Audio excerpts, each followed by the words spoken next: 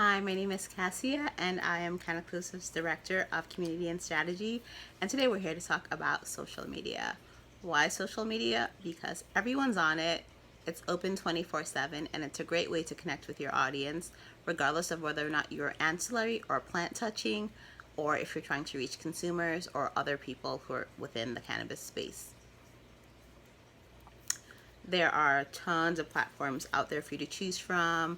There's Clubhouse, Discord, Facebook, Instagram, LinkedIn, Pinterest, Snapchat, TikTok, Tumblr, Twitch, Twitter, so many. Now, do you have to be on all of the platforms? Absolutely not. What you should do is focus on the platform that is best for you. If you are doing B2B, LinkedIn is a really great platform. So is Twitter. Um, if you are primarily consumer focused, then Instagram is obviously a really great one because it's so very visual. Then there's also Twitter and also Facebook.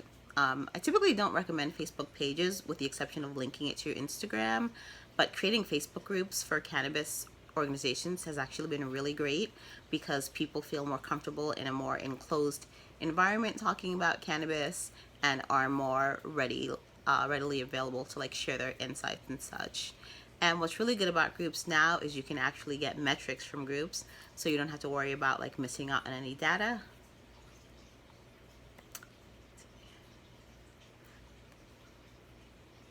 And while you may not necessarily be on every platform, I think it's a really good idea to make sure that you snatch up all of the handles that are related to your specific brand. Why would you want to do that? Because basically you're kind of like making sure that there is never like any confusion about which brand is your brand. You also, like, if you decide at a later date and time that you want to go ahead and use that specific platform, you already have the name there and ready for you. Now, with regards to choosing a social media handle, if you haven't already chosen one, anything that you create, you should be mindful of whether or not it's memorable, whether or not it's aligned with your brand, and also if it's gonna like be difficult for people to like sort out. So if you have like underscores and dashes, lots of extra letters in the name, it's gonna be really hard. So just, kind of keep things as simple as possible, just so that it's easy for consumers or other business folks to get in touch with you. In terms of platforms that seem to do really well in the cannabis space, obviously Instagram, because it's visual and that's where tons of people already are. Then again, Facebook groups, going back to that. Pinterest, because you can get like really great content curation happening there. And then Twitter is really good for like microblogging and news. Threads on Twitter are incredibly popular. So if there's a story that you want to tell, using a really compelling thread that will have, like, let's say, memes, gifs, and so on to like tell your brand story can go a really long way. And as far as sharing content, there are lots of different platforms out there that help you get the word out about your organization, your business, your brand, whatever it is that you are trying to sell or share with a consumer. There's a platform that can help you do that. Some popular ones are Buffer and Later. I find that with most of these platforms, they all don't necessarily have exactly what it is that you want. So what I what I mean by that is, there's one platform that's like great. It lets you put like a link in your bio after you push something out. Or there's another platform that's really great for letting you repurpose things really fast. But what I find is that those things typically do not exist in one platform. But what you can do is utilize their free programs. Some of them have, like 7 to 14-day trials, and then others have ones that are completely free, but they're limited. So that means that you may not be able to like pull reports unless you have an upgraded program. You may not be able to utilize various features. But again, you work with what your budget lets you get away with. And then maybe you'll decide like you want to focus more on your social, so you want to scale up. But it's completely okay to like work with a free plan for the time being. But again, if you're scaling up, if your audience is becoming larger, you may want to spend a bit more money so that you can utilize those programs that are out there. And platforms themselves that have like really good interfaces, I feel, are Twitter. There's TweetDeck that you can use, and then there is also Facebook's Creator. Lots of people don't know about that, and it's extremely underutilized. And what's really good about that is if you are connected to your Instagram and your Facebook, that means you'll be able to pull metrics from Instagram without like having to like look at your tiny screen or what have you. You can pull metrics for stories, you can pull metrics for your carousels, for your videos, and that's like really great to see what it is that's working for you in terms of like your social media. But we'll get into that a little bit later.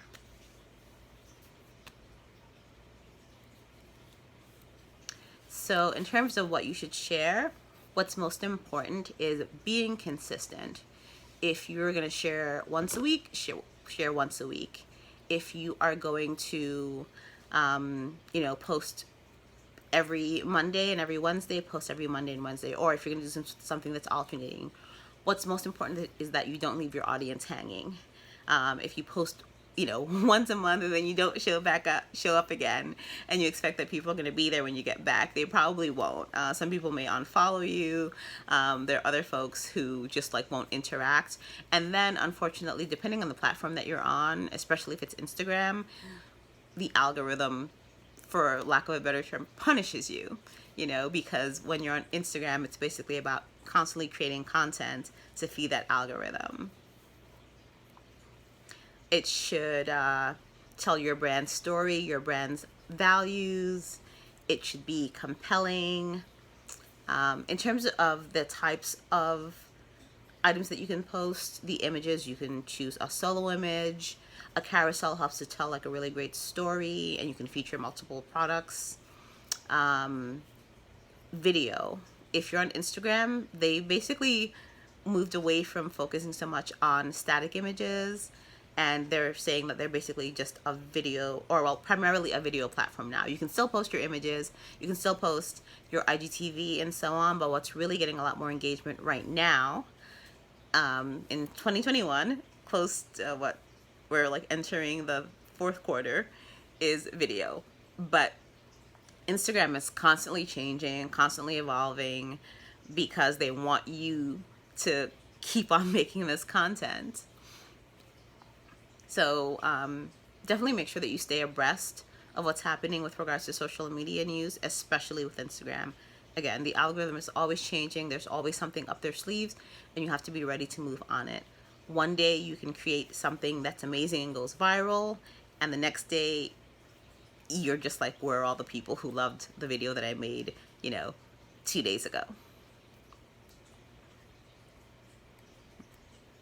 In terms of engaging customers, what's really important is that you're always interacting. So that means that you are liking, you are commenting, you are, let's say if they tag you and you really love what it is that they tagged you in, you're resharing that. Just keep that conversation going, because community is incredibly important for people who are on social media. There's some brands who can get away with, not liking, not commenting, and kind of pretending that, their customers don't exist. And then there are other brands who thrive off of building community, like Can Inclusive. So we do our best to like interact with as many people as possible, though our audience is constantly growing. You can collaborate with influencers who are in the space. You can also collaborate with your audience. Ask them, what is it that you'd like to see on our feed? What is it that really resonates with you? How can we make sure that you continue to come back? So you may have heard me mention metrics earlier. And what are they? There are a couple of different types of metrics. So there is like awareness, engagement, follower growth, conversions, and so on. In terms of awareness, that's you basically building your story so that people find out who you are, what is it that you do, and hopefully will share it with others. So you can measure awareness by looking at impressions, That's the frequency, the reach, the potential viewers that you have, and then post likes, comments, shares, retweets, clicks, etc. That's another way that you can measure engagement. And in terms of Instagram, there is a hierarchy of engagement. So likes are good, comments are better, shares are fantastic, but it's really the save that is key. And if you can get someone to do all four, then that's really great. So there are lots of ways, well, there's several ways that you can encourage people to basically engage with you in that regard. You can go ahead and in the copy say, if this resonates with you, if you feel this, if you vibe with this, you can like it, you can comment, you can share, you can save. And then you can also create an image that basically says the same thing. Some people are more so visual learners, some people respond more to text. So make sure that you cover all your bases. And there's really no shame in like giving people directives to let them know that if they appreciate what it is that you've put out there, especially if it's original content, that they go ahead and do these things.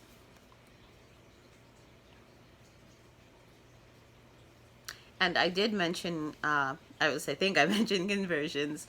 Now, what some people find difficulty with social media is they think that they're just going to be able to like sell wildly with social. Some brands are absolutely able to do that, but then other brands, it's a bit different. People will see a post, people will get used to you, get familiar with your brand and so on. And they may not buy something the day that you put out a post, but maybe a couple weeks down the line, they'll say, wait a minute, I remember this, item that I saw on brand X's page. I really like that. Let me go check that out, So be patient with social media because, again, it's all about building community to make sure that folks will continue to be engaged with you and will potentially purchase your product.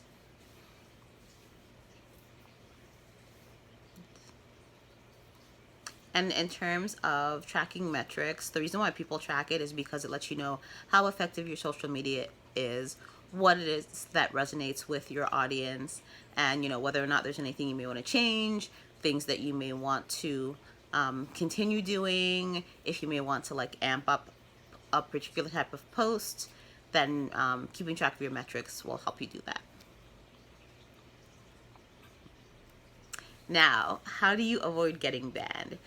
I have to admit, Canaclusive, we've been banned before, but only once, which was kind of a shock to us because we did our very best to make sure that we follow Instagram's community guidelines. And yes, I'm talking about Instagram a lot simply because, as I said, lots of cannabis organizations, brands, etc., and obviously consumers are on Instagram and use it heavily.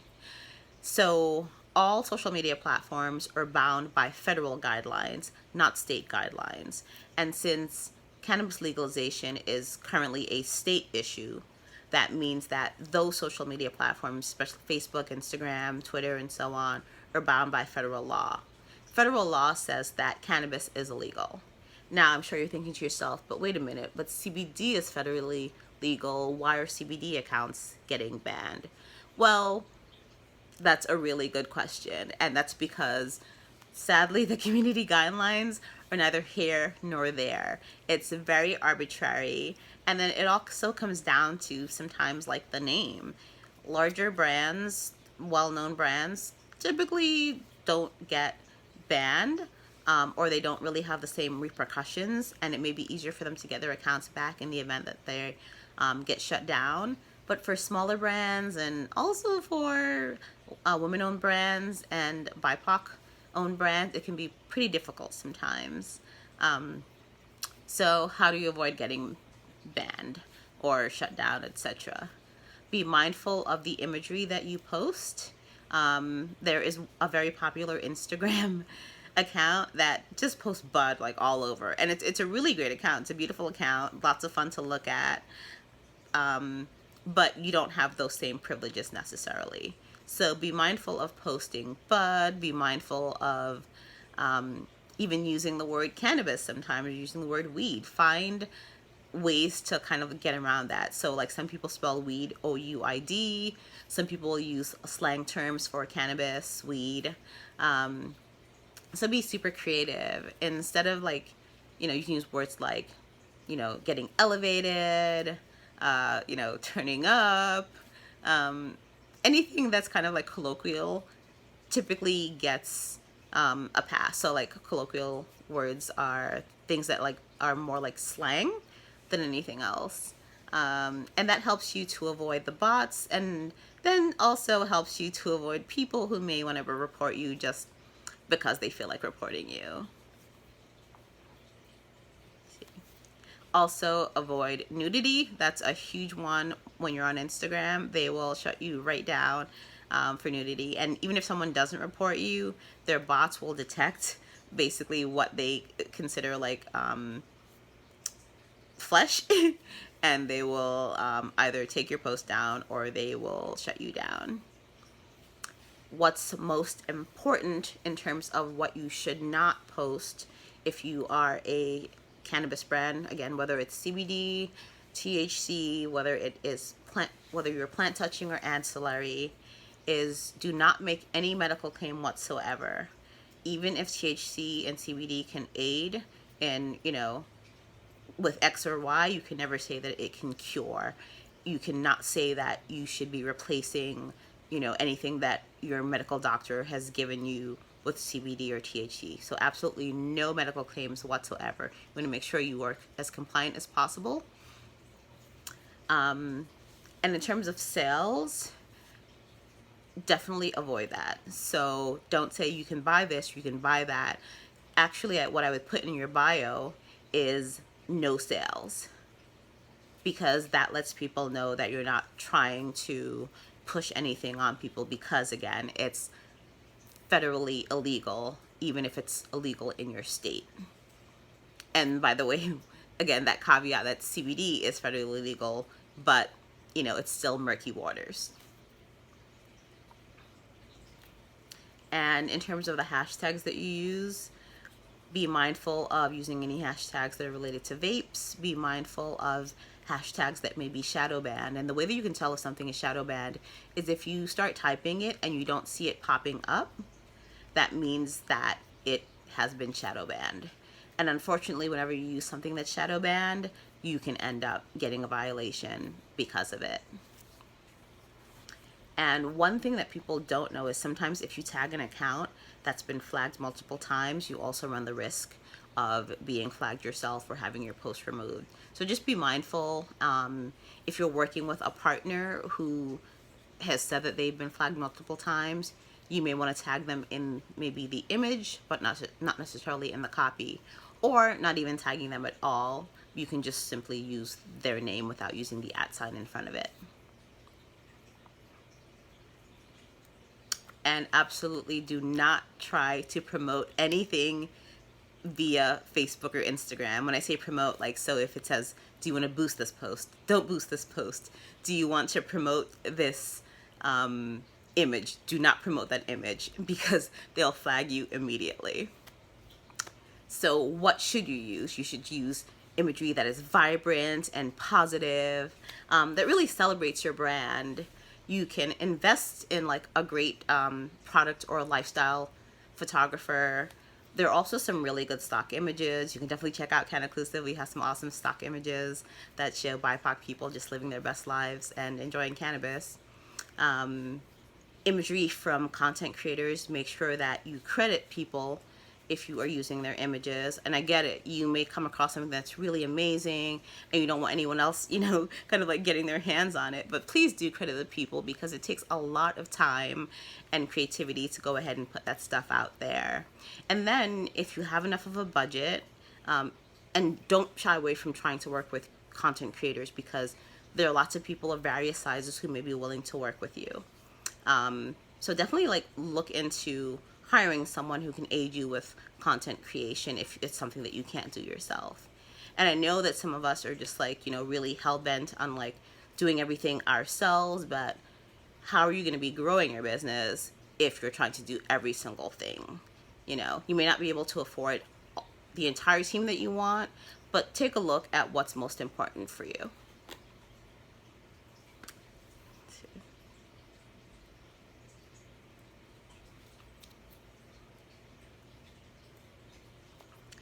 So I was just going through the rest of my slides and seeing if there's anything else that I missed or wanted to share with you. But I think that's it for now. I wish you all the best of luck in your endeavors on social media. If you have any questions, you can feel free to reach out.